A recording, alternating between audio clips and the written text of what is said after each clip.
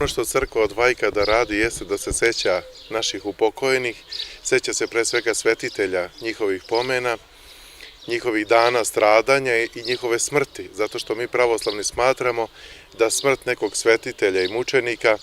nije ništa drugo nego rađanje za večni život. Tako isto i smrt naših milih i dragih, makoliko to nama bilo žalosno i tužno i teško, jeste u stvari žalost za njihovim odlaskom, ali za nas hrišćane to treba da bude i radost, zato što se oni rađaju za večni život, idu u susret Bogu. Zato je crkva od ranih vremena još ustanovila da po ugledu na Gospoda koji je bio sahranjen u subotu i ležao u subotu u grobu, svake subote se sećamo svojih milih i dragih upokojnih i molimo se Bogu za njih. Pre svega, osnovna i glavna molitva za naše upokojene jeste sveta liturgija.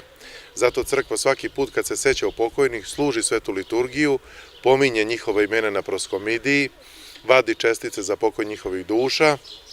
i moli se Bogu da i Bog učini žiteljima raja, da im oprosti sva sagrešenja i da im ponovo podari željenu otadžbinu. Zato preporuka crkve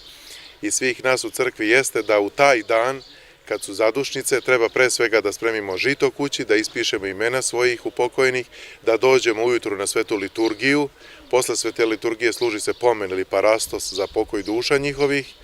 a onda sa tim žitom odlazimo na groblje, gde ćemo kaditi grob, pročitati molitvu za pokoj duša njihovih, ukrasiti taj grob i zapaliti neku sveću za pokoj duše.